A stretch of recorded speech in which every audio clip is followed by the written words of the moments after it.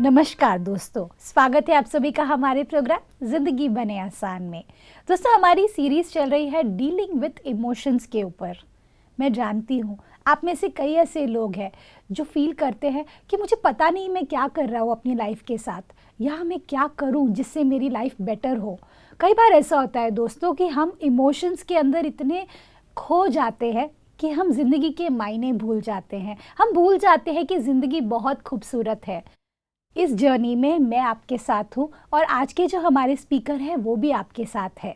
हम आज बात करेंगे कि डिप्रेशन, जो कि एक ऐसी बीमारी है जो कहीं ना कहीं हमें अंदर ही अंदर खोखला कर रही है, उससे हमेशा के लिए कैसे आज़ादी पाई जाए, इसके बारे में जानने के लिए हमारे साथ है राजीव भाई जी, जो कि एक सीनियर सॉफ्टवेयर डेवलपर है और साथ ही साथ एक साइंस रिसर्चर भी है। तो ये बहुत ही सही व्यक्ति है जो आपको गाइड कर पाएंगे अगर आप थोड़ा सा भी सैड फील कर रहे हैं या फिर आप डिप्रेशन में हैं। तो आइए उनसे बातें करते हैं। ओम शांति brother, welcome to our show. ओम शांति ब्रदर, खुशी हम सभी चाहते हैं, हम हेल्थ चाहते हैं, हम जिंदगी में सब कुछ करना चाहते हैं, लेकिन कई बार ऐसा होता है ब्रदर कि हमारा शरीर, हमारी सोल से ज़्यादा मैं कहूँ हमारे इमोशंस या फिर हमारी फीलिंग्स हमारा साथ नहीं दे पाते। तो हम दुनिया से तो लड़ते ही हैं, खुद के साथ भी लड़ रहे होते हैं। क्यों? क्योंकि हमें लगता है कि हम खुद को ही समझ नहीं पा रहे हैं। कई बार हमें लगता है कि हमें पता ही नहीं है कि हो क्या रहा है हमारे अंदर में, हमें पता ही नहीं होता। ऐसी सिचुएशन में डिप्रेशन ये एक ऐसी चीज़ है जो हमारी ज़िंदगी में आ जाती है। ऐसे में मैं जानना चाहती हूँ ब्रदर कि कुछ लोग कंफ्यूज होते हैं साइकियाट्रिस्ट और साइकोलॉजिस्ट के बीच में, इसके बारे में आपका क्या टेक है ब्रदर? आपने बहुत ही अच्छा प्रश्न पूछा, क्योंकि साइकोलॉजिस्ट और साइकेट्रिस्ट नाम सुनते ही लोगों को लगता है कि कुछ बहुत ही बड़ी प्रोफेशनल इस प्रकार की चीज़ें हैं, या पता नहीं दोनों एक ही अलग अलग हैं जी।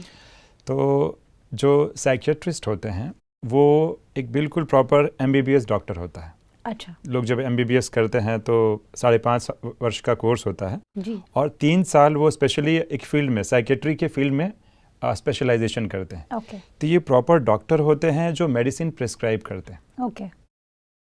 और जो साइकोलॉजिस्ट होता है या साइकोलॉजिस्ट होता है जो, वो उसने 3 साल की ग्रेजुएशन डिग्री की रहती है, BSc या BA कर और उसके बाद उसने मास्टर्स किए रहते हैं और आगे जाके उसने PhD करके डिग्री ली होती है। जी। लेकिन वो मेडिसिन प्रिस्क्राइब नहीं कर सकता है। अच्छा। ये पहला स्ट्राइकिंग डिफरेंस कि साइकेट्रिस्ट जो होता है वो माइंड से ज़्यादा जो ब्रेन, बॉडी, केमिकल्स उससे कंसर्न है, लेकिन जो साइकोलॉजिस्ट है वो माइंड को ट्रीट करने के लिए क्या क्या थेरेपीज़ हैं, फॉर एग्जांपल क्लिनिकल साइकोलॉजिस्ट है, तो वो 2 चीज़ों पे फोकस रहेगा कि मानसिक बीमारियों को कैसे डिटेक्ट किया जाए। एक माइंड स्पेसिफिक ज़्यादा काम कर रहा है और एक ब्रेन और बॉडी स्पेसिफिक ज़्यादा काम कर रहा है। एक मेडिसिन प्रिस्क्राइब कर सकता है, दूसरा मेडिसिन प्रिस्क्राइब नहीं कर सकता है। ये एक स्ट्राइकिंग डिफरेंस हुआ साइकेट्रिस्ट और साइकोलॉजिस्ट में। और दूसरा एक इंटरेस्टिंग फैक्टर यह है कि साइकेट्रिस्ट तो ठीक है, लेकिन जो साइकोलॉजिस्ट होते हैं ना, वो थेरेपीज पे बहुत ज़्यादा जोर देते हैं। राइट। जैसे कि एक फेमस शब्द जो है हम सब जानते हैं, क्लिनिकल साइकोलॉजिस्ट। राइट। ये वो साइकोलॉजिस्ट होते हैं जिनका स्पेशलाइजेशन ही होता है बीमारियों को परखने में। राइट। क्योंकि बीमारियों की काफ़ी वैरायटी है और ऐसे इंटरनेशनल स्टैंडर्ड्स हैं, है ना, जिसमें DSM-5 ऐसे बहुत सारे मैनुअल्स भी आते हैं जो सारे बीमारियों को कैटेगराइज किया गया है। तो यहाँ तक देखा गया है कि कई बार जो क्लिनिकल साइकोलॉजिस्ट जिनका काम ही है सिर्फ बीमारियों को परखना, जी, पहले लोग क्लिनिकल साइकोलॉजिस्ट के पास आते हैं कि बीमारी को परखे, जी, और फिर जो है वो मेडिसिन लेने के लिए साइकेट्रिस्ट के पास आते हैं। और यूजुअली देखा जाए तो कई लोग ये भी कंफ्यूज हो जाते हैं कि भाई कब हम साइकेट्रिस्ट के पास जाएं और कब हम साइकोलॉजिस्ट के पास जाएं। देखिए, साइकोलॉजिस्ट के अलावा कुछ काउंसलर्स भी होते हैं जिन्होंने प्रोफेशनल्स डिग्री ली रहती है, वो भी कहीं ना कहीं थेरेपीज़ को यूज़ करती हैं। ऐसे कुछ थेरेपीज़ हैं जो लोगों को डिप्रेशन और एंजाइटी से बाहर लाती हैं। जी। एग्जाम्पल के तौर पे अभी इंडिया में क्या होता है, मतलब हमारे देश में प्राय कि जब भी किसी को ऐसे डिप्रेशन या ऐसी कुछ चीज़ें आती हैं ना, तो वो नॉर्मल डॉक्टर के पास जाते हैं। तो अगर डॉक्टर समझदार है तो कंसल्ट कर देगा कि आप किसके पास जाइए, राइट, साइकेट्रिस्ट के पास जाइए, वो समझ जाता है। बट कई बार लोग समझ नहीं पाते हैं, ऐसा भी होता है। हमारे यहाँ पे ऐसा होता है।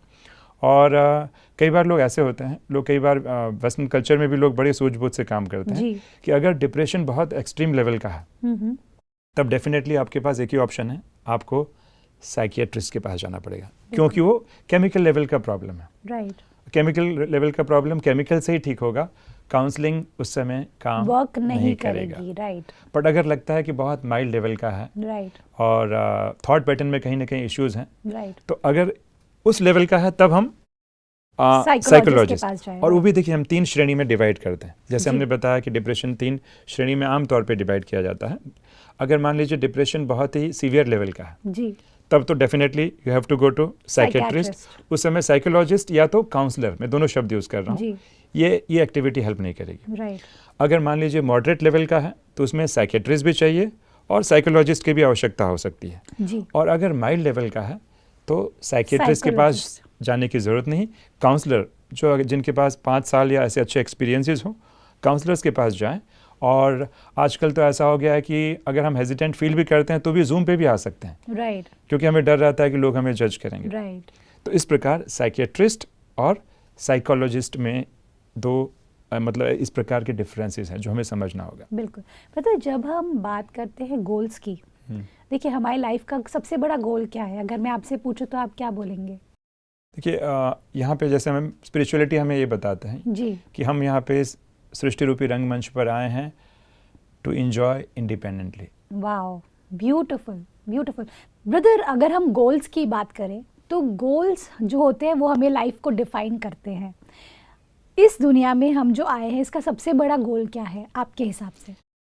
इस दुनिया का देखिए आध्यात्म हमें ये बताता है कि इस सृष्टि रूपी रंगमंच पर हम आए हैं टू एंजॉय इंडिपेंडेंटली।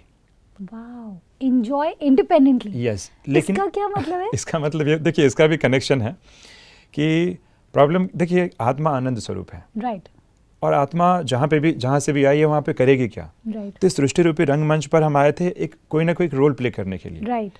तो पहले तो हमने रोल बहुत अच्छा प्ले किया, राइट। प्रकृति ने भी हमें सपोर्ट किया, लेकिन फिर बाद में क्या हुआ, एंजॉय इंडिपेंडेंटली के बदले हमारा जो एंजॉयमेंट, जो आनंद का स्वरूप था ना, वो दूसरों पे आश्रित हो गया, ओके, डिपेंडेंट हो गया, डिपेंडेंट हो गया। एंड डिप्रेशन का भी देखिए इसके साथ गहरा कनेक्शन है जी। हम अपने सेल्फ वर्थ को दूसरों पे आश्रित मानते हैं। मतलब जैसे कि उनको लगता है कि मेरी वैल्यू कुछ है ही नहीं, मेरी वैल्यू तभी है जब आप मुझे अप्रिशिएट करें, ओके, या आप मुझे उसको एक्नॉलेज करेंगे तब मुझे मेरी वैल्यू है। तो ये एक बहुत बड़ा भ्रम ये हो जाता था। कई बार लोग क्या होता है कि हमारे पे बहुत डिपेंडेंट होते हैं, तो हमको लगता है कि इनका हमसे बहुत प्यार है, राइट, बट कई बार वो प्यार नहीं होता है, वो डिपेंडेंसी होता है, क्योंकि सामने वाले में लैक ऑफ कॉन्फिडेंस है, तो उसको लगता है कि मैं इन पे आश्रित रहकर सिक्योर रह पाऊंगी। ओके। और इतना ही नहीं, लोगों की थिंकिंग लेवल पे इतना आ जाता है कि वो उस संबंधों को इतने जोर से पकड़ते हैं, राइट, कि सामने वाला भी अनकंफर्टेबल महसूस करता है, तो कुछ ज़्यादा ही डिपेंडेंसी बढ़ती जा रही है, राइट। और अगर सामने वाला उसको ठुकरा देता है, राइट, किसी कारण से, दूसरों को भी वैसे ही पकड़ते हैं, तो पूरा अपना सेल्फ वर्थ वो चला जाता है, वो दूसरों पर आश्रित रखते हैं। राइट। जबकि हर एक आत्मा का, जो हमें आध्यात्म बताता है जी, कि हर एक आत्मा जो है ना अपने आप में यूनिक है, राइट, तो हमें वर्थ की तलाश दूसरों में नहीं करना चाहिए। राइट। आत्मा मूल्यवान है, हम जजमेंट ना करें, कंपैरिजन ना करें, राइट। तो हमारी वर्थ जो है इतनी यूनिक, कहते हैं कि हमारा फिंगरप्रिंट, हमारा डीएनए और बालों का भी बताते हैं, काफ़ी यूनिक होता है। इस सृष्टि रूपी रंगमंच पे हर एक आत्मा यूनिक है, and everybody is beautiful, right. तो forget about, I know, worrying about worth, कि मेरी वर्थ, आप मुझे मेरी वर्थ की, क्योंकि डिप्रेशन का एक मेजर रीज़न जो होता है ना, कि व्यक्ति समझता है कि मेरा जीवन निरर्थक है, किसी काम का नहीं है, मैं किसी लायक नहीं हूँ, मैं बिल्कुल हूँ, जो बताते हैं कि मैं व्यर्थ हूँ। तो अगर देखा जाए इंटरेस्टिंगली, अगर हम बात करें इसकी टॉपिक के बारे में, तो डिप्रेशन के सिम्टम्स में भी ना 2 इंटरेस्टिंग सिम्टम्स होते हैं जी। एक तो ये होता है, ये हमारे दर्शकों को भी काम में आ सकता है परखने में, कि मान लीजिए हमारे कोई फैमिली मेम्बर्स हैं, कैसे हम परखें, इस टॉपिक पे मैं आता हूँ।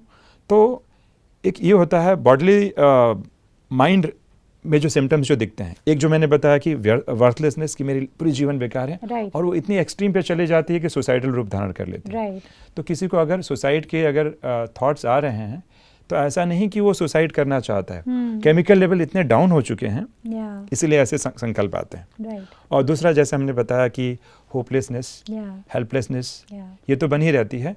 एक मोस्ट इम्पॉर्टेंट फैक्टर जो दिखना चालू हो जाता है कि जो हम अभी आनंद की बात कर रहे थे कि जो भी प्लेजरेबल एक्टिविटी होती है उसमें उनका इंटरेस्ट खत्म होने लगता है। ओके। मतलब जो चीज़ों में बड़ा आनंद आता था पहले, वही सैड फील करा रहा है। अब वो चीज़ों में मुझे कोई आनंद नहीं आता, कोई रुचि नहीं आती और मेरा मूड बहुत लो होता है। बिल्कुल। ये हुए माइंड रिलेटेड सिम्टम्स। और भी 2-3 चीज़ें अगर हमारे दर्शक याद कर सके ना तो परख पाएंगे, क्योंकि यहाँ पे केमिकल इम्बैलेंस हुआ है तो उसमें क्या होता है, नींद हमारी जो है इफ़ेक्ट हो जाती है। या तो नींद बहुत देर से आती है, या तो आती ही नहीं है, या तो अगर आ भी जाती है तो बीच बीच में टूट जाती है, और या तो बिफोर टाइम हम उठ जाते हैं। तो नींद एक इम्पॉर्टेंट फैक्टर है। लेकिन हाँ, हमारे दर्शक ये जज ना करें, कई बार ऐसे किसी रीज़न से मान लीजिए हमें नींद ना आए तो ऐसा ना सोचे कि मुझे डिप्रेशन आ गया। वो क्यों हो सकता है? क्योंकि लोग 7-8 बजे चाय और कॉफ़ी पीते हैं। इतना सिंपल रीज़न भी होता है कई बार, और हमको लगता है कि हमें इंसोम्निया हो गया है। करेक्ट। एक्चुअली देखा जाए ना तो मैंने देखा है कि सभी लोग ना बहुत भोले होते हैं। मैंने खास करके मुझे हमेशा से ऐसे ही लगता है, क्योंकि ऐसे लोग जो खास करके सैड फील कर रहे हैं या डिप्रेस फील कर रहे हैं, दे आर वेरी इनोसेंट। उनको कुछ पता नहीं है कि क्या वो गलती कर रहे हैं जिसकी वजह से वो वैसा फील कर रहे हैं, और वो इनोसेंस में आकर वो उसे एक टैग दे देते हैं कि आई एम फीलिंग डिप्रेस्ड। तो वो इनोसेंस को हमें रखते हुए भी हमें थोड़ा सा इंटेलिजेंट भी बनने की ज़रूरत है। हमें हमारे EQ के साथ में हमारे IQ पर भी ध्यान देने की ज़रूरत है कि हम जज कर पाए कि क्या हो रहा है मेरे साथ एग्जैक्टली, क्या ऐसी चीज़ है जो मैं गलत कर रही हूँ। सिंपल सी बात है, अगर आप 7-8 बजे 9 बजे रात को चाय या कॉफ़ी लेंगे, ऑटोमेटिकली आपको 3-4-5 बजे तक नींद नहीं आएगी।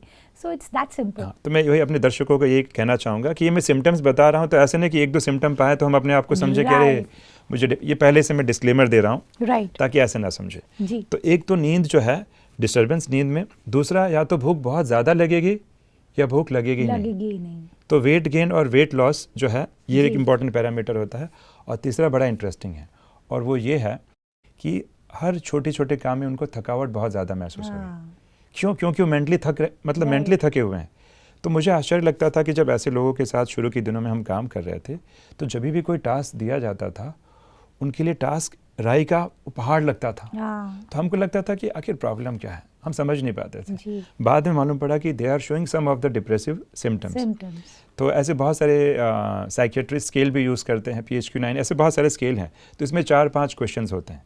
तो साइकेट्रिस्ट भी जब आप मिलेंगे तो उससे यही क्वेश्चन पूछते हैं। पहले बॉडीली सिम्टम्स पूछ देते हैं, नींद आती है, डाइट के बारे में क्या है, और क्या थकावट महसूस करते हैं, क्या किसी चीज़ में इंटरेस्ट आता है कि नहीं आता है, कि बिल्कुल किसी चीज़ में मन नहीं लगता है, और क्या लाइफ में लगता है कि वर्थलेस है। तो ऐसे 4-5 क्वेश्चन से तुरंत ट्रैप में आ जाते हैं कि हाँ ये डिप्रेशन के सिम्टम्स है कि नहीं है। लेकिन वेरी इंपॉर्टेंट, अगर ये सिम्टम्स लगभग कम से कम 2 हफ्ते तक सस्टेन्ड रहते हैं तब इसे हम कहीं ना कहीं वो शंका में लाएंगे कि हाँ ये डिप्रेशन का सिम्टम्स है। पॉसिबिलिटी में, ऐसे नहीं कि 1-2 दिन, मान लीजिए मेरा भी हमने कहा तो हमने देखा कि अरे मैं तो ओवरवेट हो गया हूँ या मेरी 2 दिन से नींद नहीं आ रही है, तो राजीव भाई जी कह रहे हैं तो कहीं ऐसा ना हो कि मुझे डिप्रेशन आ गया। ऐसे नहीं, ये इस हिसाब से हम उसको नहीं लेंगे। बिल्कुल। ब्रदर, एक और बात, जब हम बात करते हैं गोल्स की, कई बार ऐसा होता है कि गोल्स हमें मोटिवेट करते हैं। कुछ लोगों के लिए वो ज़िंदगी का लक्ष्य होता है कि भाई ये मुझे मोटिवेशन देता है, यही मुझे जीने का मौका देता है, यही मुझे जीने का रीज़न देता है, गोल। कुछ लोगों के लिए वही चीज़, वही गोल डीमोटिवेट करता है, वही आपको डिप्रेस्ड फील कराता है, वही गोल आपको ऐसा फील कराता है कि आप वर्दी नहीं हो। दोनों ही सिचुएशंस में अगर आप ओवर मोटिवेटेड है तो भी आप एक तरीके से मैं कहूँगी कि साइकेट्री की ओर आगे बढ़ रहे हैं, क्योंकि कई बार आप इतना उस चीज़ को बढ़ा दे देते हैं कि आप वो अचीव नहीं होता तो आपकी लाइफ ख़त्म हो जाती है। बिल्कुल। और उसी तरीके से डीमोटिवेट जो लोगों को करता है वो क्यों करता है? क्योंकि उनको लगता है कि आप ये अगर नहीं अचीव हुआ तो मेरी लाइफ वर्दी नहीं है। तो दोनों ही सिचुएशंस में साइंस के हिसाब से, because you are a researcher, आपका क्या टेक है इसके लिए? हमारे बिलीफ सिस्टम इसमें बहुत ही इंपॉर्टेंट रोल प्ले करते हैं। ओके। जैसे मैंने पहले भी बताया है, तो अक्सर करके क्या होता है कि जिनको हम मासूम या भोले समझते हैं, लोग भोले तो होते हैं, डिप्रेशन वाले, भावना वाले होते हैं जी, बट क्या होता है कि वर्थ से या वैल्यू से इतना अटैच्ड होते हैं कि वो अटैचमेंट वो उनके जीवन का इस अवस्था का कारण बन जाता है। राइट। और अटैचमेंट जब मैं कह रहा हूँ तो मालूम है क्या होता है, उसमें 3-4 चीज़ें आती हैं जी।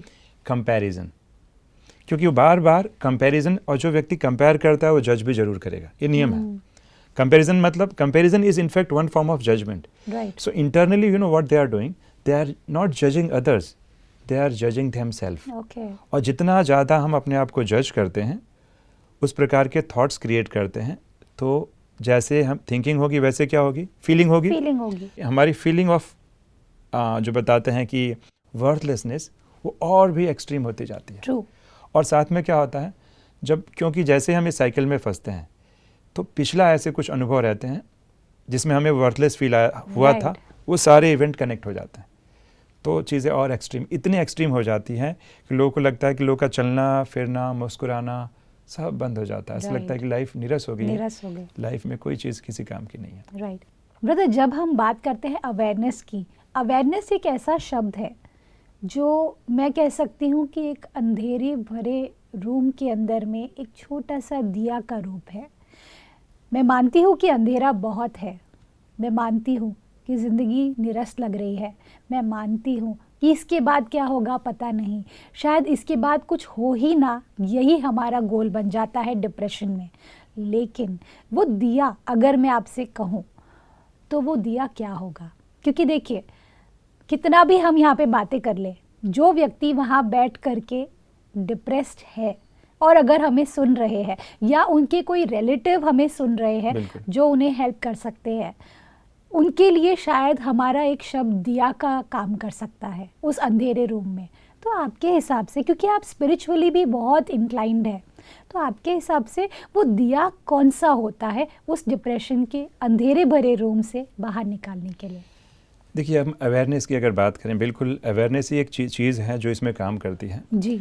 डिप्रेशन में। अगर वो केमिकल लेवल पे है तो ठीक है, मेडिसिन काम करती है, बट अवेयरनेस का एक प्रश्न उठता है कि अवेयरनेस कौन करा रहा है? क्या गाइडेंस कोई दे रहा है? राइट। या कोई काउंसलर करा रहा है? राइट।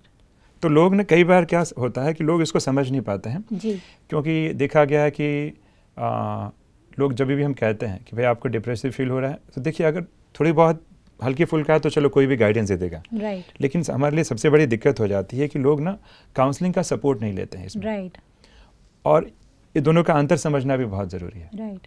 कि क्या होता है कि फॉरेन में देखिए एक बहुत ट्रेंड है कि कभी भी कुछ होता है तो फैमिली थेरेपिस्ट होते हैं। राइट। तो लोग काउंसलर के पास जाने में हेजिटेट फील नहीं करते हैं। राइट। लेकिन हमारे यहाँ पे जैसे ही लोग साइकेट्रिस्ट का नाम सुनते हैं ना, तो उनके माइंड में 2 चीज़ें आती हैं, और वो 2 चीज़ें कौन सी होती हैं? साइकेट्रिस्ट मतलब क्या मैं पागल हो गया हूँ कि मैं मेरा दिमाग खराब हो गया? पहले तो माइंड में ही आता है। और दूसरा सोचते हैं कि लोग क्या सोचेंगे, अरे तुम्हें इतनी हालत ख़राब हो गई कि तुम्हें साइकेट्रिस्ट के पास जाना पड़ रहा है। और दूसरा एक ये होता है कि साइकेट्रिस्ट ऐसे मेडिसिन देगा जो जिससे लगता है मुझे पूरी नींद ही आएगी, उसके बहुत साइड इफेक्ट होगा। तो ये 2 फियर इतना ज़्यादा रहता है, और साथ में ये भी सोचते हैं कि मुझे सब कुछ अपना ओपनली शेयर करना पड़ेगा, पता नहीं साइकेट्रिस्ट मुझे क्या जज करेगा। तो ये 2-3 फियर इतना ज़्यादा हो जाता है कि लोग साइकेट्रिस्ट या साइकोलॉजिस्ट के पास जाने से डरते हैं। एक तो पहले गलती होती है, और दूसरा एक और चीज़ जो मैं बताना चाहूँगा कि अपने दर्शकों को कि गाइडेंस में स्पिरिचुअल ज्ञान देना और काउंसलिंग करना, उसमें अंतर होता है, और दोनों का अपना अपना महत्व है। तो जब व्यक्ति डिप्रेशन में है तो गाइडेंस से ज़्यादा उसे काउंसलिंग की ज़रूरत पड़ती है। अब क्या अंतर होता है मैं थोड़ा सा बताऊंगा कि देखिए, गाइडेंस जो होता है 1 वे प्रोसेस होता है। कि मैंने ज्ञान दिया, आपने सुना। लेकिन काउंसलिंग 2 वे प्रोसेस होता है। दोनों एक दूसरे से इंटरेक्ट करते रहते हैं, उसमें इंटरेक्शन ज़्यादा होता है। काउंसलिंग में काउंसलर का फोकस क्या रहता है? थिंकिंग के ऊपर, फीलिंग के ऊपर, बिहेवियर के ऊपर। जबकि गाइडेंस में हम क्या करते हैं, लोगों को आध्यात्म से मोटिवेट करने की कोशिश करते हैं। ये भी डिफरेंस होता है। मैं एग्जाम्पल से इस बात को स्पष्ट करूंगा ताकि हमारे दर्शक और अच्छे से समझ पाएं। कि जैसे एग्जाम्पल के तौर पे एक क्लाइंट कहता है कि भाई मुझे ना मैं उन पे बहुत डिपेंडेंट हूँ, उनके बिना मैं रह नहीं पाऊँगा। तो स्पिरिचुअल गाइडेंस वाला व्यक्ति क्या करेगा? उसे आत्मनिर्भर बनाने के लिए कुछ ना कुछ उपदेश देगा या ज्ञान देगा, जो अच्छी चीज़ है। लेकिन काउंसलर ऐसे नहीं करेगा। काउंसलर एक फैसिलिटेशन प्रोसेस करेगा। काउंसलर क्या कहेगा कि अच्छा काम कीजिए कि उस व्यक्ति पे आप आश्रित हैं, डिपेंडेंट है, उसकी लिस्ट बनाइए, किस किस चीज़ के लिए आपको उस व्यक्ति पे डिपेंड रहना पड़ता है। वो लिस्ट बनवाएगा। अच्छा, फिर वो पूछेगा कौन कौन सी चीज़ें हैं कि उस व्यक्ति के बिना भी आप कर सकते हैं। तो व्यक्ति सोचेगा अरे इसमें तो बहुत सारी चीज़ें हैं कि मैं उनके बिना भी कर सकता हूँ। उसने क्या किया, सामने वाले व्यक्ति को फैसिलिटेट किया और फैसिलिटेट करा के इन्फॉर्मेशन को बाहर निकलवाया।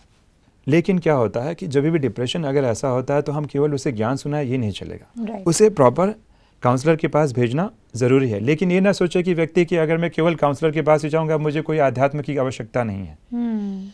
क्योंकि जैसे हम डिप्रेशन से बाहर आ जाएंगे तो आध्यात्म या गाइडेंस या ज्ञान हमारे जीवन को और भी श्रेष्ठ ऊंचाइयों पर ले जाएगा। ब्यूटीफुल ब्रदर, एक तरीके से मैं बताऊं तो आज का जो एपिसोड रहा है मेरे लिए बहुत रेवलेशन से भरा हुआ है।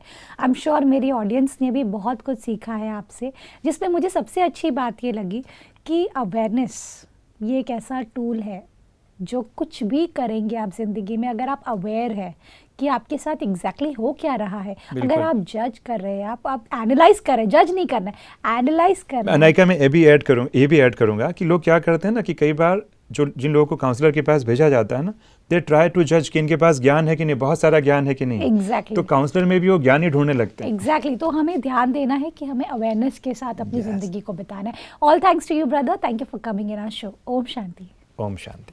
दोस्तों, आज के एपिसोड में आपने और मैंने बहुत कुछ सीखा है।